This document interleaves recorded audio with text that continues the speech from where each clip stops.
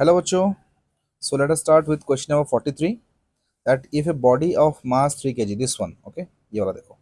If a body of mass 3 kg is dropped from the top of a tower of height 25 meter, then kinetic energy after 3 seconds. So kinetic energy का formula होता है half mv square. Mass is given, velocity is not given. So velocity you can find from first equation of motion, that is v equals to u plus at. तो यहाँ पे velocity नीचे की तरफ object move कर रहा है, तो ये हो जाएगा माइनस वी इक्वल्स टू ये हो जाएगा zero minus g into t, क्योंकि ए लेंगे हम माइनस जी, यहाँ पे minus minus get cancel. So v equals to g into t, और v इक्वल्स टू ये हो जाएगा 9.8 into time is 3 second. So velocity is going to be approximately 27 sorry 29 metre per second, 29 metre per second, 29.4 metre per second. और हमें निकालना क्या है, हमें निकालना है kinetic energy, that is half M we square. So it is going to be half into mass is given 3 kg and velocity is given 29.4 into 29.4. Okay, तो यहाँ पे हम 29.4 का अप्रॉक्सीमेशन ले सकते हैं 30, that will be 300, that is 900 into 3/2. So answer is going to be approximately 450 into 3. So हम लिख सकते हैं 1350 जूल्स अप्रॉक्सीमेशन. तो यहाँ पे लगभग आंसर जो आएगा option number 4, that is 1297 joules. Okay, चलो जहाँ पे देखो, यहाँ पे अगर बड़ा कैलकुलेशन है ना, तो यहाँ पे हम लोग अप्रोक्सीमेशन यूज करेंगे to save time. Next question देखते हैं, क्वेश्चन नंबर 44. देखो, a projectile is fired at an angle of 30 degree with momentum p, neglecting friction. The change in kinetic energy when it returns back to the ground. तो लगभग यहाँ पे देखो, मैं एक प्रोजेक्टाइल ड्रॉ कर रहा हूँ. So this is a projectile. Okay, तो यहाँ पे प्रोजेक्टाइल मैंने ड्रॉ किया, that is from ground to ground projectile है ये. यहाँ पे वेलोसिटी दिया है, initial velocity is suppose let us say that this is u. Okay, और यहाँ पे फाइनल वेलोसिटी मान लेते हैं कुछ होगा. ठीक है, तो इसका एंगल अगर थीटा है, अगर ग्राउंड टू ग्राउंड प्रोजेक्शन है ये, तो इसका भी एंगल जो हॉरिजॉन्टल साथ होगा ये भी होगा थीटा. ओके, तो यहाँ पे हम लिख सकते हैं कि इनिशियल वेलोसिटी जो होता फाइनल वेलोसिटी भी सेम रहेगा. अंडरस्टूड. तो यहाँ पे क्योंकि हम लोग निकाल रहे हैं kinetic energy is half M v final whole square, that is change in kinetic energy, minus half M v initial whole square. Change in kinetic energy, okay, change in kinetic energy is final kinetic energy minus initial kinetic energy. Understood. वैसे देखा जाए तो initial velocity जो है इसके दो components होंगे, one is along x axis, one is along y axis. और यहाँ पे जो फाइनल वेलोसिटी है इसके भी दो कंपोनेंट्स होंगे. The difference is that difference is the j component, y component में डिफरेंस होगा, दैट इज वाई कंपोनेंट इसका जो बनेगा दैट इज नेगेटिव साइन, और इसका वाई कंपोनेंट जो होगा जो पॉजिटिव साइन होगा. लेकिन क्योंकि हम यहाँ स्क्वायर टर्म्स पे निकाल रहे हैं, अंडरस्टूड, क्योंकि यहाँ पे हम स्क्वायर टर्म पे निकाल रहे हैं, तो नेगेटिव वैल्यू का कुछ मतलब ही नहीं है फिर. तो हम डायरेक्ट लिख सकते हैं change in kinetic energy is given by zero, क्योंकि इसका वैल्यू जो आएगा इसका वैल्यू भी सेम आएगा, क्योंकि दोनों पॉजिटिव हो जाएंगे स्क्वायर टर्म्स में. Is that clear? तो यहाँ पे the answer is going to be zero. 44 answer 1. Okay fine. So next is question number 45. That is a body of mass 2 kg falls from a height of 20 metre. What is the loss of potential energy? अच्छा, अगर height अगर है, मान लेते हैं tower है, suppose this is a tower, its height is suppose given 20 metre. Okay, तो एक बॉडी है 2 kg का, तो वो नीचे गिर रहा है, तो इसका मतलब इनिशियली उसके पास पोटेंशियल एनर्जी होगा mgh.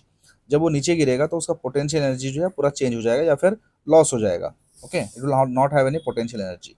So initial potential it will have, mass is given 2, जी ले लेते हैं 10 गिवन है, और हाइट है 20. So it is comes out to be 400 joules.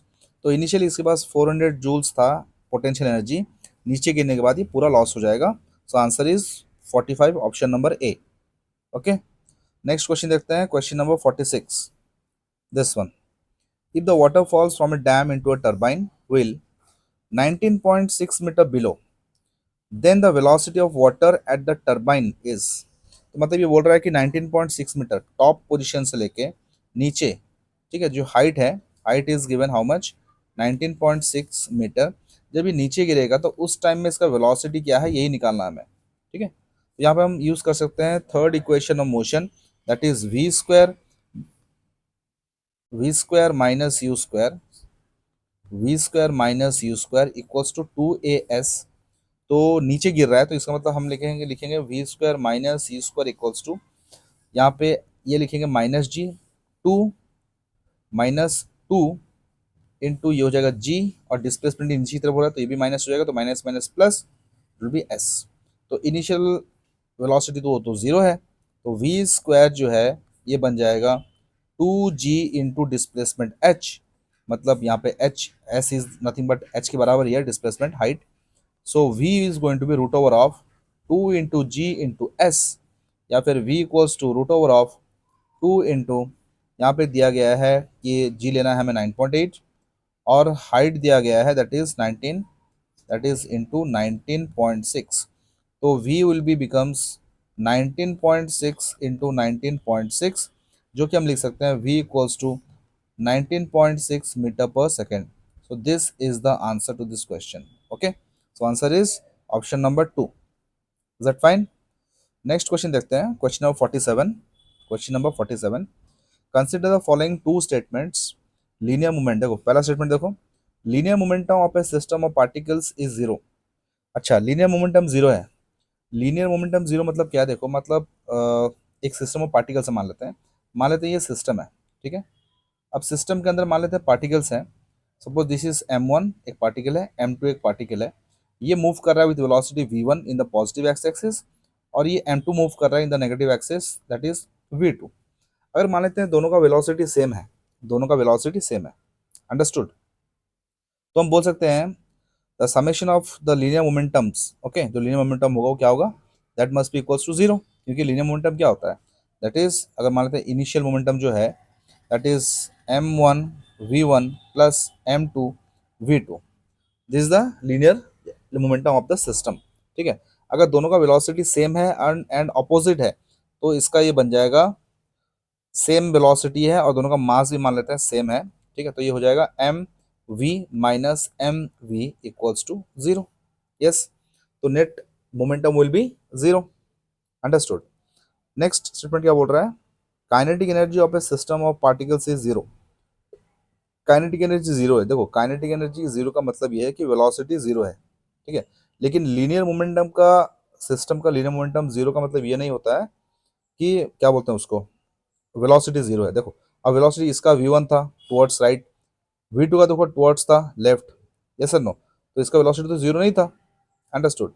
तो एक सिस्टम में अगर काइनेटिक एनर्जी, सुनो, अगर kinetic energy of system of particles अगर जीरो है, तो इसका मतलब डेफिनेटली लीनियर मोमेंटम जो है पार्टिकल्स का वो जीरो होना ही होना है, अंडरस्टूड। लेकिन अगर लीनियर मोमेंटम जीरो है तो इसका मतलब ये कोई गारंटी नहीं है कि काइनेटिक एनर्जी भी जीरो हो, अंडरस्टूड। तो आप ऑप्शंस आप चेक कर सकते हैं। Option number 4 is the correct option. A does not imply B but B implies A. इसका मतलब क्या है? अगर काइनेटिक एनर्जी जीरो है तो डेफिनेटली लीनियर मोमेंटम भी जीरो होगा। लेकिन अगर लीनियर मोमेंटम जीरो है तो काइनेटिक एनर्जी जीरो है, इसका कोई मतलब नहीं है, क्योंकि यहाँ पे लीनियर मोमेंटम जीरो कब हो सकता है? When velocities having different directions, understood. Different direction मतलब अपोजिट डायरेक्शन में मूव करे और उसका मैग्नीट्यूड भी अगर सेम हो, तो हम बोल सकते हैं कि linear momentum, the total linear momentum of system is zero. लेकिन काइनेटिक एनर्जी जीरो नहीं होगा, क्योंकि वेलोसिटी तो है ना, वेलोसिटी तो है यहाँ पे। और काइनेटिक एनर्जी क्या होता है? लिखेंगे इनिशियल काइनेटिक एनर्जी m1 के लिए हाफ m1 v1 स्क्वायर, इसके लिए लिखेंगे हाफ m2 v2 स्क्वायर। तो यहाँ पे स्क्वायर टर्म जो आ रहा है तो इसको नेगेटिव को क्या कैंसिल कर दे रहा है, तो इसलिए तो नेट काइनेटिक एनर्जी ये जीरो नहीं होगा अगर linear momentum of the system क्या है? जीरो है। लेकिन अगर काइनेटिक एनर्जी ही जीरो बन गया तो इसका मतलब इंडिविजुअल वेलोसिटी भी क्या बनेगा? जीरो। तो इसका मतलब linear momentum of the system तो डेफिनेटली जीरो होना ही होना है। Is that clear? चलो नेक्स्ट क्वेश्चन देखते हैं अभी।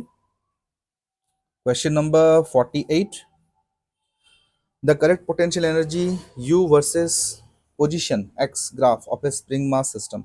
तो स्प्रिंग मास सिस्टम के लिए हमें पता है the potential energy is given by half k into x square.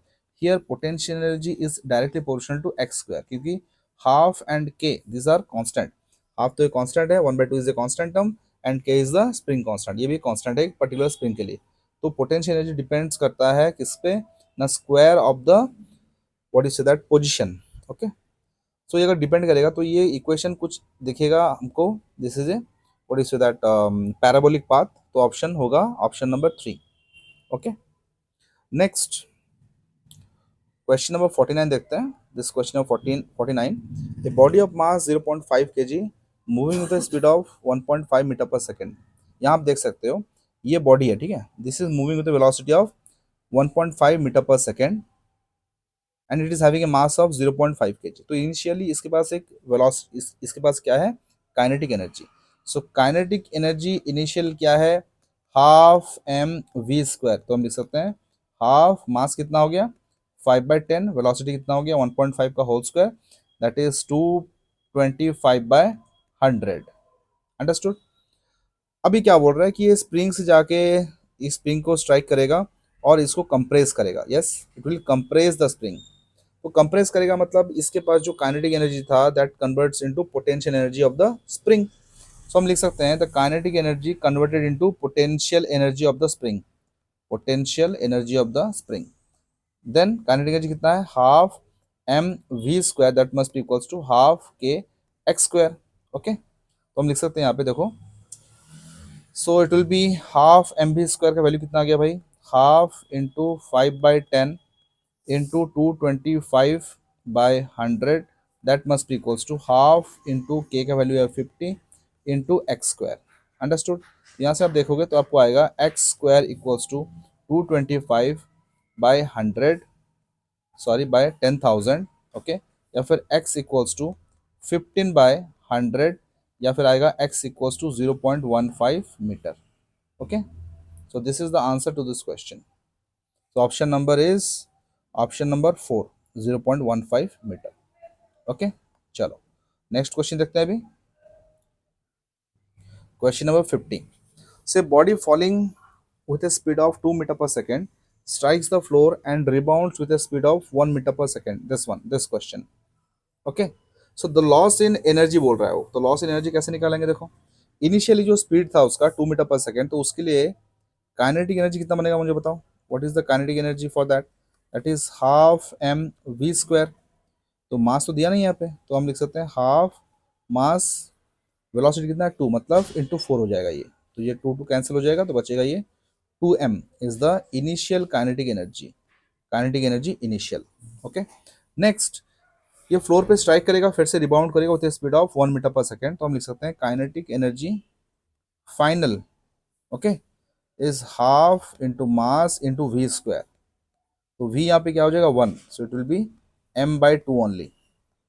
Understood. तो यहाँ पे हम लिख सकते हैं loss in kinetic energy, loss in kinetic energy जो आएगा, ठीक है, initial kinetic energy initial minus kinetic energy final. तो यहाँ पे काइनेटिक एनर्जी इनिशियल कितना था, that is 2m minus half m/2, sorry minus m/2, तो ये आ जाएगा 3m/2 is the loss in kinetic energy. तो हमें परसेंटेज निकालना है, परसेंटेज लॉस कितना होगा, परसेंटेज लॉस कैसे निकालते हैं, percentage loss is that is total loss, कितना लॉस हुआ है, that is 3m/2 divided by, ठीक है, this is the loss in kinetic energy divided by initial kinetic energy, that is initial था 2m is the initial kinetic energy into 100, this is the loss percentage. Okay, तो यहाँ पे हम देख सकते हैं एम कैंसिल करेंगे, दैट विल बी 3/4 इंटू 100, और आई कैन राइट, ये 4 से कटेगा तो 4 2 ज़र 8, 4 5 ज़र 20, इट विल बी 75%। सो लॉस परसेंटेज कितना आ गया 75%, option number 4 is the answer. Okay, next question 51 देखते हैं। So when a long spring is stretch by 2 centimetre its potential energy is u। Okay, तो पोटेंशियल एनर्जी कितना है भाई, अगर हम लिखेंगे half k x square potential energy, x कितना दिया हुआ है 2 सेंटीमीटर इज एक्स, ठीक है, so u equals to half into k into 2 मतलब 4। ओके, सो ये 2 यहाँ से काट देंगे, so u equals to 2k। Okay, या फिर लिख सकते हैं k equals to u/2, u/2। Next क्या बोल रहा है हमें कि अगर स्ट्रेच करेंगे 10 सेंटीमीटर, तो अभी जो नया पोटेंशियल एनर्जी आएगा उसे 10 सेंटीमीटर स्ट्रेच करेंगे, दैट इज हाफ के इंटू एक्स स्क्वायर। तो एक्स कितना हो जाएगा 10 का स्क्वायर कितना हो जाएगा 100, सो 2 से कैंसिल करेंगे तो बनेगा 50। अंडरस्टूड। तो यू डैश विल बी के का वैल्यू कितना है यहाँ से u/2 इंटू 50, या फिर u dash equals to 25u। Understood? 25u। So answer is option number 3, 25u। Is that clear? Okay, चलो नेक्स्ट क्वेश्चन देखते हैं। क्वेश्चन नंबर 52, ये देखो ध्यान से। An 8 kg metal block of dimensions 16 centimeter, 8 centimeter, 6 centimeter is lying on a table with its face of largest area touching the table। अच्छा, largest area touch कब करेगा? जब डायमेंशन जो है, जो ज़्यादा लंबा लेंथ वाला डायमेंशन है वो नीचे आना चाहिए, जैसे कि 16 एंड 8। ठीक है, तो इसे मान लेते हैं लेंथ, इसे मान लेते हैं ब्रेड, और ये 6 सेंटीमीटर मान लेते हैं हाइट। ओके, सो यहाँ पे मैं बनाता हूँ एक क्यूब बनाता हूँ यहाँ पे। ठीक है, यहाँ पे ऐसे क्यूब बना दिया मैंने। तो the length is given how much, 16 centimetre, breadth is given 8 and height is given 6। तो इसका जो सेंटर ऑफ ग्रेविटी होगा, ठीक है, सेंटर ऑफ ग्रेविटी कहाँ लाई करेगा? मिडिल पॉइंट पे। और कितने हाइट पे रहेगा ये? अगर टोटल हाइट है 6, तो इसका हाइट रहेगा कितना? That is 6 that is 3 centimetre from the ground. Understood? तो 3 सेंटीमीटर फ्रॉम द ग्राउंड रहेगा, तो इसका पोटेंशियल एनर्जी हम निकाल सकते हैं। Potential energy is given bye mgh, या फिर मास कितना है 8, जी ले लेते हैं 10, और हाइट हो जाएगा कितना 3, दैट इज 3 इंटू 10⁻²। सेंटीमीटर है ना, तो मीटर में कन्वर्ट करेंगे तो ये हो जाएगा 240 इंटू 10⁻², या तो फिर हो जाएगा 2.4 joules is the potential energy. अब क्या बोल रहा है इसको? हमको निकालना है the minimum work done, the minimum amount of work done in making it stand with its length vertical. अब जो लेंथ था इसका, ठीक है, ये जो लेंथ था, इसको हम क्या करेंगे? रोटेट करेंगे, ऐसे ऐसे रोटेट कर देंगे तो ये स्टैंड हो जाएगा ऐसे। तो कुछ ऐसा दिखेगा ये। ठीक है, ये कुछ ऐसा दिखेगा।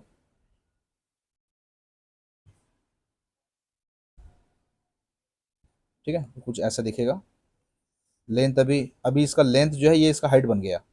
ठीक है, तो लेंथ अगर हाइट बन गया, दिस इज द हाइट। तो लेंथ कितना था पहले? 16। Yes, length was 16 initially, this the length, ये 16 था पहले। तो अभी ये हाइट बन गया, तो इसका सेंटर ऑफ ग्रेविटी कितना हाइट पे लाइट करेगा? 8 सेंटीमीटर लाइट करेगा। यस, तो इसका अगर हम निकालेंगे potential energy, okay, the potential energy अगर इसका निकालेंगे, इट विल बी mgh, या फिर m is given 8, h is given 10, and height is given 8 centimeter, 8 into 10⁻²। So here I can write it is 64, that is 640 into 10⁻², या फिर ये हो जाएगा 6.4 जूल्स। ठीक है, तो इस पोजीशन से लेके देखो, फ्रॉम द लार्जेस्ट एरिया, जो लार्जेस्ट एरिया है, ये वाला पोर्शन जो था, लार्जेस्ट एरिया जो टच कर रहा है ग्राउंड को, इस सिचुएशन से लेके इस सिचुएशन से लाने तक, ठीक है, जो पोटेंशियल एनर्जी में चेंजेस आया होगा, that is final potential energy, और ये हो जाएगा initial potential energy, that is 2.4 joule. What is the change in potential energy? That is 4 joules. कितना आ जाएगा?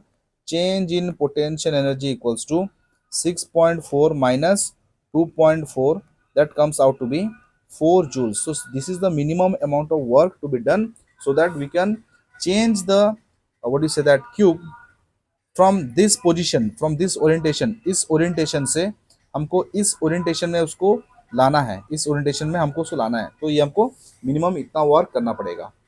Is that clear? ठीक है, चलो अगला क्वेश्चन देखते हैं।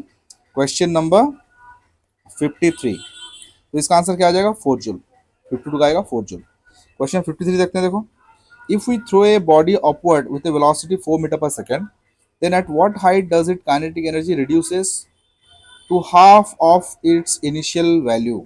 अच्छा, तो मेरे पास एक ऑब्जेक्ट है, बॉडी है, तो उसको हमको थ्रो करना है with velocity 4 metre per second. ठीक है, 4 मीटर पर सेकेंड से थ्रो करना है, तो वेलोसिटी कितना हो जाएगा? 4 metre per seconds. Okay, then at what height does it kinetic energy reduces to half of its initial value? तो काइनेटिक एनर्जी क्या हो जाएगा? इसका रिड्यूस हो जाएगा half of its initial value. हमको निकालना है उसका हाइट, किस हाइट पे। ठीक है, अच्छा मुझे बात बताओ, जब इनिशियली उसको जब थ्रो किया जा रहा था, तो वहाँ पे नेट एनर्जी कितना था? What is the net energy? That is half M we square. Understood? That comes out. अच्छा, इसको ऐसा ही रखते हैं, जैसे मैंने उसको थ्रो कर दिया, ठीक है, अगर मान लो एक पर्टिकुलर हाइट पे, यहाँ पे ऑब्जेक्ट था, मान लो ये ऊपर गया इस हाइट पे, ठीक है, इस हाइट पे, ये हाइट है मान लें h मान लेते हैं, इस हाइट पे इसका जो काइनेटिक एनर्जी होगा that is E dash kinetic energy, that must be equals to half of the initial kinetic energy. Understood? ठीक है। अब हमें ये निकालना है इस पॉइंट पे, फ्रॉम दिस पॉइंट, ये पॉइंट 1 है, ये पॉइंट 2 है। पॉइंट 1 पे इसका वेलोसिटी, इसका काइनेटिक एनर्जी कितना था, half M we square. Understood? Initially. लेकिन यहाँ पे पॉइंट 2 पे जो नेट एनर्जी होगा, ठीक है, क्योंकि पॉइंट 2 पे क्या है, net energy will be kinetic as well as potential. Understood? So point 2 पे जो नेट एनर्जी होगा that is net energy E is equals to kinetic, kinetic कितना है that is E by two, और पोटेंशियल कितना है एम जी एच। अंडरस्टूड? और ई कितना है इनिशियल, क्योंकि ये तो नेट एनर्जी है ना, नेट टोटल एनर्जी है, टोटल एनर्जी इनिशियल जितना था फाइनल भी टोटल एनर्जी उतना ही होगा, क्योंकि मैकेनिकल एनर्जी हमेशा कंजर्व रहता है। अंडरस्टूड? यहाँ पे मैकेनिकल एनर्जी क्या होगा, कंजर्व रहेगा, क्योंकि यहाँ पे कोई कोई रेजिस्टिव या फिर नॉन कंजर्वेटिव फोर्स एक्ट नहीं कर रहा है। Is that clear? तो यहाँ पे जो नेट एनर्जी होगा that is going to be half M we square. तो यहाँ पे नेट एनर्जी हो जाएगा half M we square. Understood? और इस पोजीशन में पॉइंट 2 पे इसका एनर्जी जो है kinetic energy is half of the initial energy. Understood? So it will be half M we square into 1/2 plus M G H, या फिर यहाँ से हम निकाल सकते हैं M G H equals to half M B square minus 1/4 M B square. तो ये आ जाएगा अप्रोक्सीमेटली 1/4 एम वी स्क्वायर। यहाँ से एम एम कैंसिल कर सकते हैं, जी का value is given that is 10, so 10 into H equals to V square by 4। V यहाँ पे दिया है that is 4 metre per second square, तो एच यहाँ निकाल सकते हैं 16/4 इंटू 1/10। यहाँ से हम निकाल सकते हैं H equals to 4 into 1/10। Understood? 4/16/1/10. So h equals to approximately 0.4 meter. So this is the required answer for this question. So option is option number 1. Okay.